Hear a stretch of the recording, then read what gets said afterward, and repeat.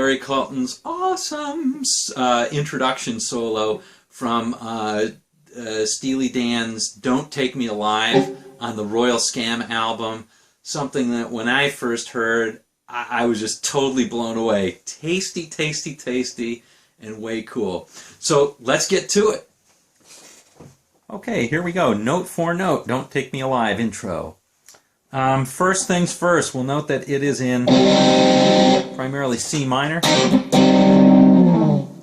Okay, so as such, Larry Carlton's going to be, and we are going to be playing primarily in the 8th position using C minor pentatonic scale.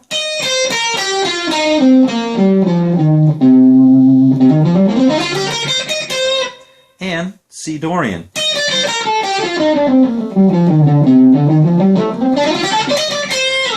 Which is really the same notes as the B flat major scale. But we're going to be playing it essentially C to C. Think about it C. All right. What's going to be cool about this one is because he's using that Dorian mode, he's going to be doing some strange bends, or bending from strange notes, and that's going to give it its cool character. He won't be doing a lot of the typical blues bends. All right. Let's talk about the sound very briefly. Very simply, I'm using a Marshall Plexi modeler, and I've got the gain at about 12 o'clock. And then to enhance that, I'm putting on a tube screamer, okay, with, again, about half-cranked gain. So here's the Marshall sound, and here is the tube screamer on. So it gives me just a little bit extra. Of course, I'm using my 335. What else, right? If I'm playing Carlton. And I've got it on the bridge pickup. Sounds actually pretty interesting if you put it on the neck pickup, and not too terrible. So you might want to try that for fun. Alrighty. So let's go ahead and let's do it note for note now. First things first, let's play that first chord. So it goes like this. A G major like this, like so. And once you hit that the note on the 3rd string, you extend your pinky, and you're going to be playing on the 6th fret on the 2nd and 1st string. So it sounds like this.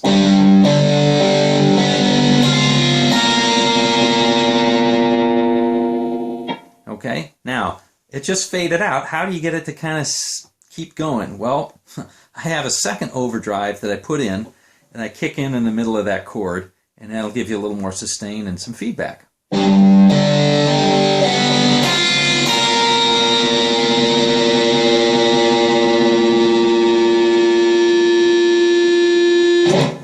So all I've done is I put another overdrive. You can use another tube screamer or whatever you got lying around. So I put a second overdrive in there to get that that sound. All right. Now let's go back to the let's go to the solo part. First part first. Okay, let me play it slowly.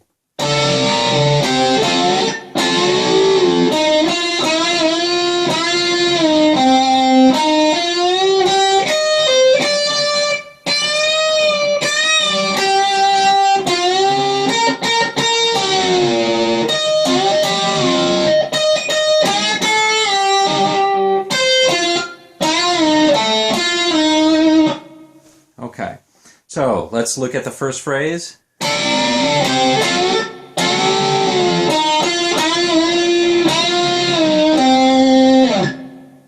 All right, think Chuck Berry, and you're going to be just playing some Chuck Berry chords on the first two strings, and you're playing on the 10th and the 8th. So you're going to be playing on the 10th, but you want to play with your pinky and your third finger so you can bend it.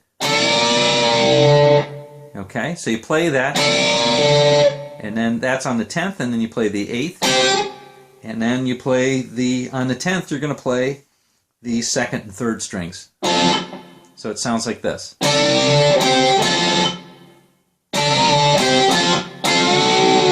And then you're going to do the same thing with the bend. You're going to bend a little bit more on the 3rd, just you will naturally if you're using your 3rd finger. Okay, so the second part of this is,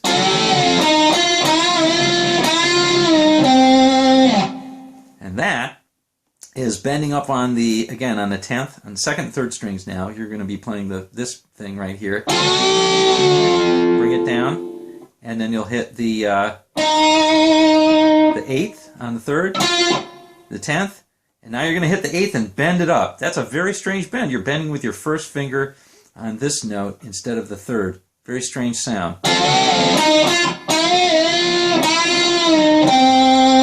You have to practice that one because your first finger is not used to bending, so practice it.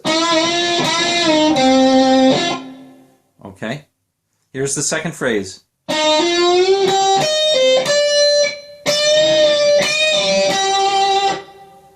Okay, that is now a standard bend, but he does it oh so smoothly. So he's playing from the 8th, again we're in this blues box position in C on the 8th fret. He's going to play the 8th on the 3rd, and the 10th on the 3rd, and then bend up slowly. The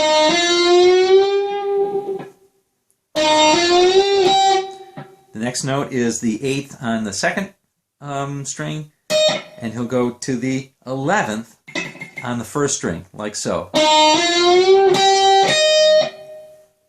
Okay, once you play that, you'll pull off to the 8th and end up on the 10th. So it sounds like this. You want to make that sound very smooth as you can.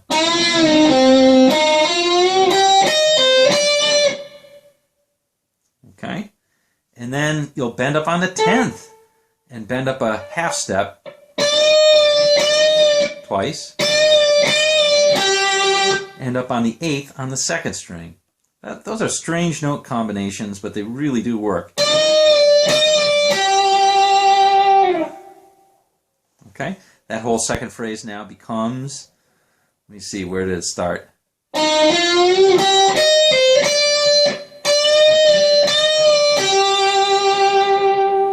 you can give it an extra thwack with your pick if you need it to. Okay? Like so. All right. Here's the next phrase.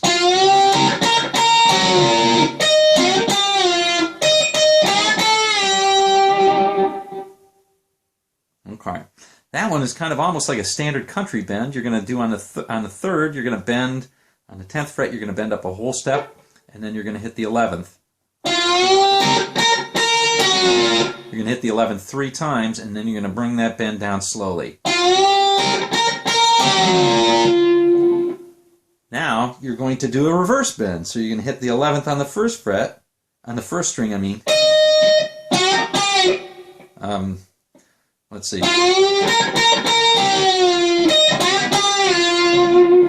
And come down to the 3rd string. So you skip a string, and you'll play on the 3rd string. You're going to bend on the 10th again, up a whole step, like so.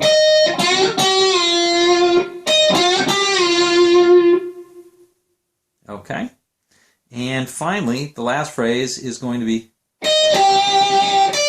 oh, let me see.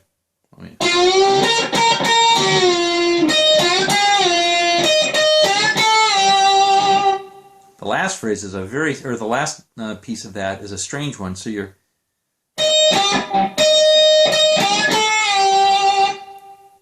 playing on the 11th fret, and then you're going to play on the 2nd string, 8th fret, and bend up a whole step. I guess, yeah, a whole step.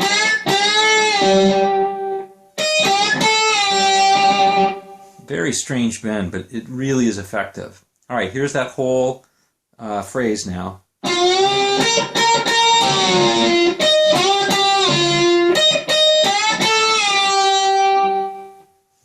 All right.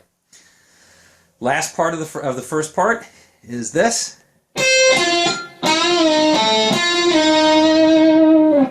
Again, somewhat strange, but it all fits into these scales very nicely. It is an interesting string skip. You're going to play the 8th on the 1st and the 10th on the 3rd. Then you're going to play the 8th and bend it up a whole step to the 10th on the 3rd again. Bring it down, and then hit on the 4th string, you're going to hit the 7th. Now you could play the next one by simply playing the 8th, bending up a whole step and bringing it down like so. That might work, but I find it easier just to play the 10th and then slide down to the 8th. All right, so that's it. That's the whole phrase. Let me play the whole first part slowly.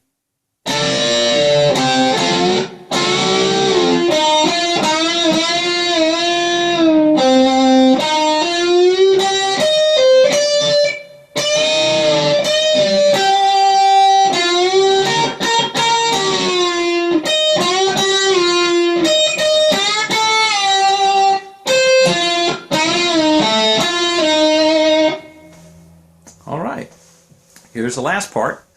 Last part's also cool. I really dig the first part a lot. The strange bends there, and it really is effective. The last part feels a little bit more contrived, but also is really awesome.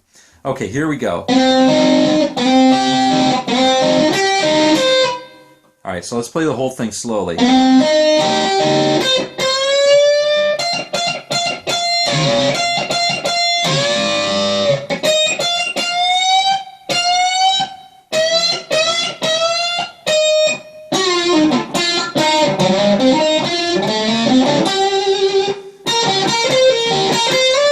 Oops.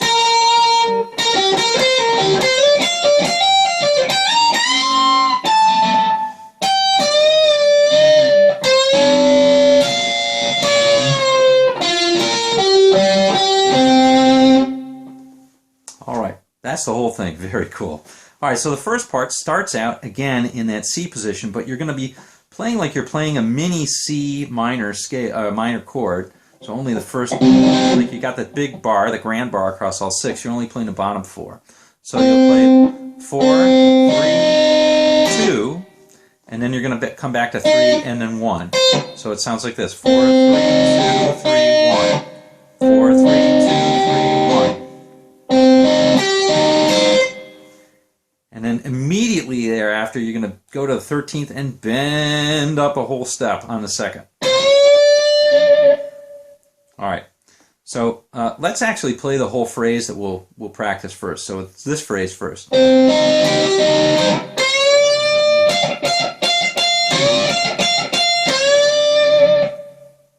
Okay, so the first we already learned, which is this. Immediately get to that 13th fret on the 2nd and bend up a whole step. And then give 3 downstrokes. It's important to do downstrokes on this so you really get the full force of that note on the 13th. You're going to play downstrokes on the 1st string 13th.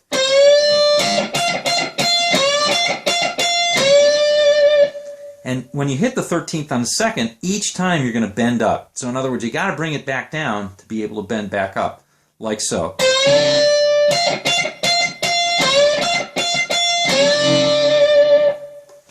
All right, here's the next phrase.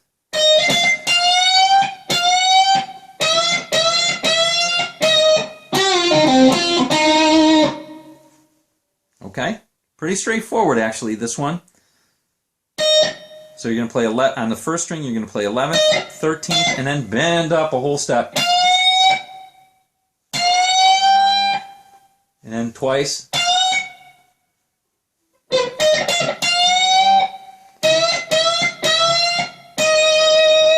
So that's a bend on the 11th, a whole step, and then coming down on the 11th at the end. Now here's an interesting one to end the phrase. You're going to be playing on the 3rd string. You're going to be playing on 10th. You're pre-bending it up a whole step and bringing it back down to the 10th. Then you play 8th, 10th on the 4th, 10th on the 3rd, and 8th on the 3rd. Okay, so the whole thing is you're pre-bending, like so.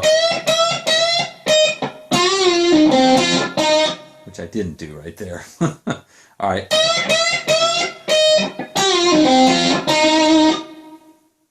Okay. Again, that's pre-bending on the 10th, up a whole step on the 3rd. All right. Ending up on there. Here's the final part. We'll play this. Oops.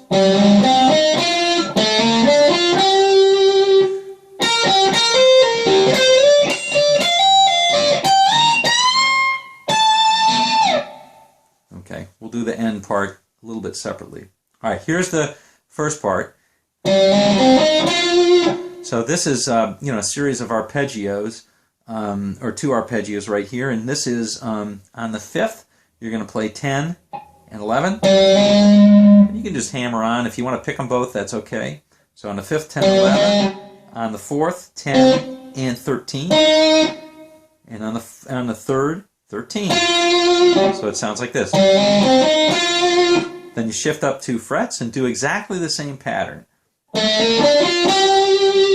And that is 12, 13, 12, 15, 12.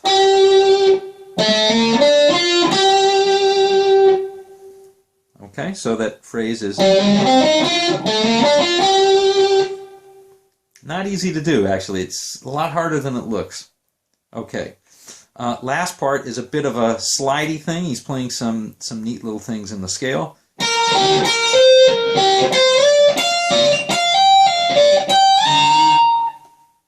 That is on the second. This is kind of a pivot between the 2nd and 3rd strings. He's pivoting between adjacent strings. So he's playing on the 2nd and 3rd strings here. 11, 12 on the 3rd, on the 2nd 12, on the 2nd 11, 12 on the 3rd, hammer on the 13th, back to 11th, back to the 12th. Then he's going to hit the 13th and slide up to the 15th and do the next pattern, which revolves around the 13th and 15th frets on the 2nd and 1st. Here's the pattern. So that is 13 on the 1st, 15 on the 2nd, 13, hammer onto the 15, pull off to the 13th, then play the 15th and slide up to the 18th.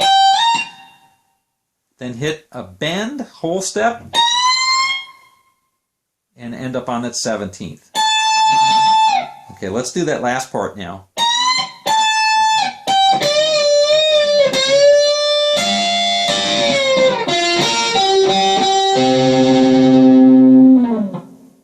Okay, that is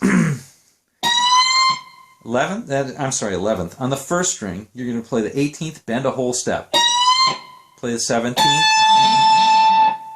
Now, you go down to the 15th, and I like playing it with my 3rd so I can bend on the 2nd string with the 15th. So we're going to play the 15th, bend up twice on the 2nd string 15th, a whole step, and then come down to the 13th and bend a whole step. Okay? That's not it's not natural to play that. It's not natural to play the bend on the 13th. You want to play this. But you don't. You immediately bend on the 13th, like so.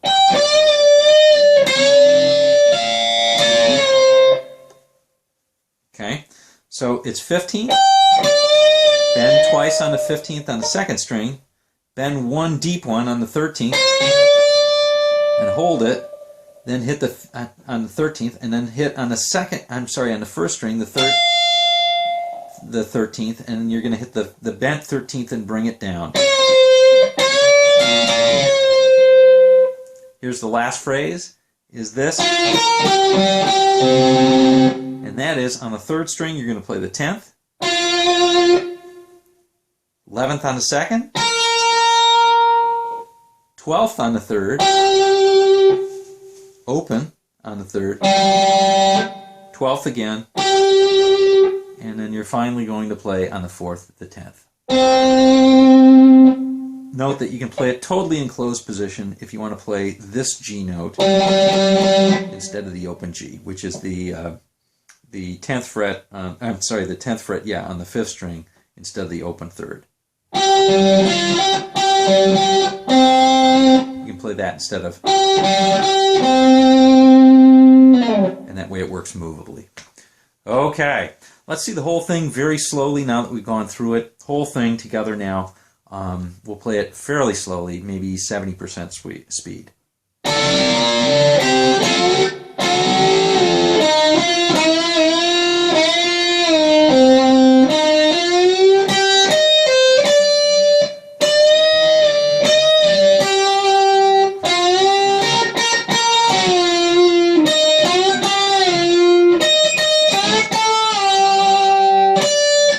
Oops.